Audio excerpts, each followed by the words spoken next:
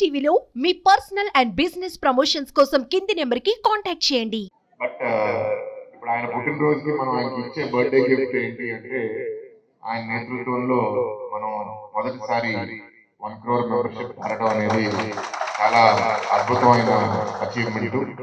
1 crore membership పెరగడమే కాదు, 48 కుటుంబాలు కూడా మనం 48 లక్షల కుటుంబాలు కూడా మనం వాళ్ళ కుటుంబంలో ఒకరో ఇద్దరు మెంబర్షిప్ తీసుకోవడం, ముగ్గురు తీసుకోవడం అనేది కూడా రాష్ట్ర వ్యాప్తంగా జరిగింది.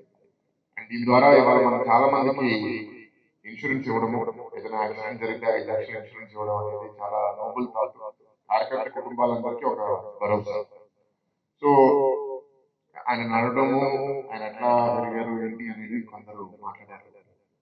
మీ అందరినీ లోపల ఇప్పుడు ఆలోచిద్దాం అనుకుంటాం. ఎందుకంటే మనందరం ఇప్పుడు ప్రజా జీవితంలో ఉన్నది ఏదో ఒక గుర్తింపు రావడానికి, ఏదో ఒక పదవి రావడానికి, ఏదో సేవ చేయడానికి, లేకపోతే బతుకు తెరువు కోసం అందరూ వేరే వేరే కారణాలతో ప్రజా జీవితంలోకి వస్తాం. నాయకత్వ లక్షణాలు అంటే ఏంటి? నేను ఒక సంస్థ నడుపుతున్నప్పుడు దానికి కొన్ని ఆలోచనలు ఉంటాయి. బై అండ్ లార్జ్ రాజకీయంలో వచ్చిన తర్వాత లక్షణాలు కూడా సిమిలర్ గా ఉంటాయి, కానీ తేడా ఏంటి అంటే ఒక సంస్థ నడుపుతున్నప్పుడు అక్కడ మనము ఒక జీతం ఇస్తున్నాం కాబట్టి మనకు నచ్చకపోతే వాళ్ళని నెక్స్ట్ రోజు తీసేయచ్చు. కానీ రాజకీయంలో మనం పనిచేసేటప్పుడు ఇక్కడ ఎవరైనా జీతంతో పనిచేస్తున్నారా? మనందరం వాలంటీర్స్. ప్రేమ, అభిమానం, ఇక్కడున్న సిద్ధాంతాలలో మనం నమ్మకం పెట్టుకుని ఈ పార్టీతో మనం పనిచేస్తే మన ఆలోచనకి కలుస్తుంది. మనం ఏదైతే మేలు సమాజానికి చేద్దాం అనుకుంటున్నామో ఈ వేదిక ద్వారా చేయగలుగుతాము అనేది నమ్మి మనం పనిచేస్తాం. సో అట్లాంటి వేదికలో అన్ని రకాల మనుషులు వస్తారు. స్వార్థపరులు కూడా వస్తారు, కొందరు దొంగలు కూడా వస్తారు. వీళ్ళందరినీ మనం ముందుకు తీసుకెళ్ళాలి. సో ఇది తీసుకెళ్లేటప్పుడు ఇంకోటి ఏంటంటే మనం ఒక సమాజంలో ఉన్నాం. మన సమాజంలో ఏంటి అంటే మీరందరూ చూసారు సమాజం ఎట్లా తయారైంది. సమాజం చాలా స్వార్థంగా తయారైంది. 40 ఏళ్ళ క్రితం అన్నగారు పార్టీ పెట్టినప్పుడు అప్పుడు ఎక్కువ మంది, మా తాతగారు కూడా అదే టైంలో పాలిటిక్స్ అంటారు కాబట్టి అంతా నేను టైం స్పెండ్ చేసినప్పుడు ఎక్కువ మంది మా ఊరికి ఏం చేస్తారు, మా వృత్తికి ఏం చేస్తారు అని అడిగేవాళ్ళు ఎక్కువ. ఒక 10-20 సంవత్సరాల తర్వాత మా వీధికి ఏం చేస్తారు, లేకపోతే మా కుటుంబానికి ఏం చేస్తారని స్టార్ట్ అయ్యింది ఎక్కువగా.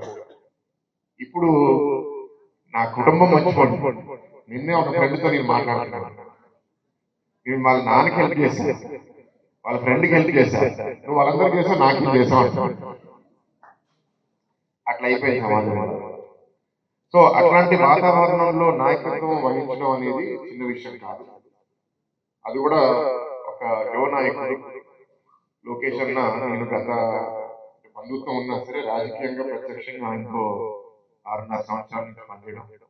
అండ్ ఆయన అప్పుడు చూడటం, ఓటమిలో 5 సంవత్సరాలు ఆయన కూడా ఎట్లా పెరిగాడు, ఓటమిని ఎట్లా తీసుకున్నారు, ఎట్లా నేర్చుకున్నారు అనేక వేదికల్లో నేను మాట్లాడుతూ చెప్పాను. కష్టకాలంలో మనిషి కెపాసిటీ, క్యాలిబర్ ఏంటో తెలుస్తుంది. ఉద్దేశం, ఇంటెన్షన్. ఎందుకంటే దేశవ్యాప్తంగా చాలా పొలిటికల్ పార్టీల్లో కొందరు నెక్స్ట్ జనరేషన్ వాళ్ళు రాజకీయాల్లో రావాలని ఇంట్రెస్ట్ చూపిస్తారు, కానీ సమర్థవంతులు మాత్రమే నిలబడగలుగుతారు. నేను పూర్తిగా మనం అవడం వల్ల నాకు పార్టీలో ఒకసారి అవకాశం దొరికింది, కానీ ఓడిపోయి దాని తర్వాత నేను పనిచేసి ఉండకపోతే మీ ముందు వాళ్ళ 24లో నేను ఎంపీగా ఉండేవాడిని. మన యువ నాయకుల యొక్క పుట్టినరోజు సందర్భంగా మరి ఈ సమావేశం ఏర్పాటు చేసిన మన పెద్దలందరికీ, ముఖ్యంగా మా సౌ సుధాకర్ గారికి, ఈ కార్యక్రమానికి ముఖ్య అతిథి మన అభిమాన ఎంపీ గారు, యువకులు, ఎంతో ఉత్సాహవంతులు, ఈనాటి ఈ కార్యక్రమానికి ముఖ్య అతిథిగా చేసినందుకు వారికి, తమ్ముడు రాజాబాబు గారికి, కొంపకృష్ణ గారికి, అట్లాగే విజయనిర్మల్ గారికి, రెహమాన్ గారికి, అట్లాగే మన తిరుమల గారికి, ఇతర పెద్దల కార్పొరేటర్ గారికి, ఇచ్చేసిన అభిమానుల ప్రజలందరికీ కూడా పేరు పేరు నమస్కారం తెలియజేసుకుంటూ, ఇందులో అందరూ కూడా తెలుసుకున్న వాళ్ళే. నారా లోకేష్ గారు అంటే తెలియని వాళ్ళు ఎవరు లేరు ఇక్కడ. అందరూ సీనియర్లు, చాలా ఎక్కువ కాలం పార్టీలో పనిచేసిన పెద్దలు అందరూ ఉన్నారు. కానీ ఒక్క విషయం మాత్రం మనకు తప్పదు. మనం అనుకోవచ్చు వాళ్ళ నాన్నగారు ముఖ్యమంత్రి అయ్యారు, వాళ్ళ తాతగారు ముఖ్యమంత్రి అయ్యారు కాబట్టి అతను రోడ్డు మీదకి వచ్చి ఈజీగా మంత్రి అయిపోయాడు. చాలా కష్టం ఉంది దాని వెనుక. అతను కూడా కష్టపడి చదువుకున్నాడు.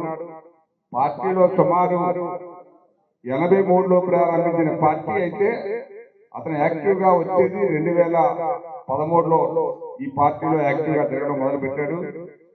కానీ కూడా ఒక పక్క వ్యాపారం చేసుకుంటూ ఒక పక్క పార్టీని చూసుకుంటూ నెమ్మదిగా ఎదగడానికి, పార్టీలో ఉన్న పరిస్థితులను అర్థం చేసుకోవడానికి అతను కూడా సుమారు 10-15 సంవత్సరాలు పట్టింది. అప్పటికి కానీ నాయకత్వ బాధ్యతలు ఎవరు కూడా చెప్పలేదు. వాళ్ళ నాన్నగారైనా కూడా కొడుకైనా కూడా అటువంటి అవకాశం ఇవ్వలేదు. ఆయన టాలెంట్ ప్రూవ్ చేసుకున్నాకే ఈవేళ ఆయన నాయకుడు అయ్యాడని మర్చిపోకండి మీరు ఎవరు. అతను ఏదో ఇంట్లో తీసుకొచ్చి ఎమ్మెల్సీ తీసి మంత్రి పదవి ఇవ్వలే. ఇప్పుడే చెప్పారు ఆవిడ, సుమారు 3500 కిలోమీటర్లు పాదయాత్ర చేశారంటే ఎంత ఓపిక ఉండాలి. అంత సున్నితమైన జీవితాన్ని ప్రారంభించిన వ్యక్తికి ఒక నటక ఎంత కష్టం మీ అందరికీ అర్థం అవ్వాలి. మనం కనీసం 2 కిలోమీటర్లు నడవమంటే నడవలేము. నడిచే కాలు పీకేస్తుంది, వారం రోజులు రెస్ట్ తీసుకోవాలి. ఇటువంటి పరిస్థితుల్లో అతను నడిచి కష్టపడి నా శక్తి ఏంటో నిరూపించుకోవాలనే ఉద్దేశంతో ప్రయత్నం చేసి సాధించి మంగళగిరిలో ఈవేళ మరి హైయెస్ట్ మెజార్టీ మన దగ్గర అయితే ఉండొచ్చు. హైయెస్ట్ ఇది కొన్ని సందర్భాల్లో చాలా మంది చెప్తా ఉంటారు, గాలి వాడడం కదా గెలిచిపోయామని అనుకోవచ్చు. ఏదైనా కష్టం వెనకొడకుండా ఎవరు ఓట్లేదు. ఒక మంచి మనిషి అనుకుంటేనే ఎవరైనా ఓట్లు వేస్తారు, పని చేస్తారు అనుకుంటేనే ఓట్లు వేస్తారు. అటువంటిది ఈవేళ మన లోకేష్ గారు ఈ రాష్ట్రాన్ని ఒక దిక్సూచిలా మనందరి ముందు నిలబడి ఈ పార్టీని నడిపిస్తున్నారు. ఇవాళ కార్యకర్తలకు భరోసా ఇవ్వడానికి ఇన్సూరెన్స్ 2 లక్షల రూపాయల నుంచి 5 లక్షల రూపాయలు చేశారు. ఇంకా మిగతా కార్యక్రమాలు కూడా ఆలోచిస్తున్నారు. మనం అందరం కూడా డెఫినెట్ గా చంద్రబాబు నాయుడు గారు ముఖ్యమంత్రి అయినప్పటికీ రేపు రాబోయే రోజుల్లో మనకు ఆశాకిరణం మరి లోకేష్ గారే. మరి ఎక్కడ పడితే అక్కడ మాట్లాడకూడదు కానీ సందర్భం, కానీ అది నిజం. ఆ నిజాన్ని డెఫినెట్ గా ప్రజలందరికీ కూడా మనకు తెలుసు. అందువల్ల ఇంకా చాలా విషయాలు ఉన్నాయి. ఆయన విషయాలు చెప్పాలంటే మరి పెద్దలు భరత్ గారు చాలా విషయాలు చెప్పాలి. ఆయన గురించి తెలుసుకోవాలి, మనం ఇన్స్పిరేషన్ ఉండాలి ఇతరులకి. అందువల్ల మరి ఆయన పుట్టినరోజు సందర్భంగా ఆ భగవంతుడు ఆయనకి ఇంకా ఎన్నో సంవత్సరాలు ఆరోగ్యాలు ఇవ్వాలని, అతని శక్తిని ఇవ్వాలని, మనం అందరం కూడా ఆయన వెనక నిలబడి అతను ముందుకు నడిపించాలని, ఈ పుట్టినరోజు సందర్భంగా అతనికి మరి ఆ భగవంతుడు ఆశీస్సు ఇవ్వాలని కోరుకుంటూ మనందరం కూడా ఈ సందర్భంగా అతని పుట్టినరోజు జరుపుకోవడం ఎంతో సంతోషదాయకం. నాయకులందరికీ పేరు పేరున నమస్కారాలు తెలియజేసుకుంటూ నేను చాలా తీసుకున్నాను. థ్యాంక్ యూ అమ్మా.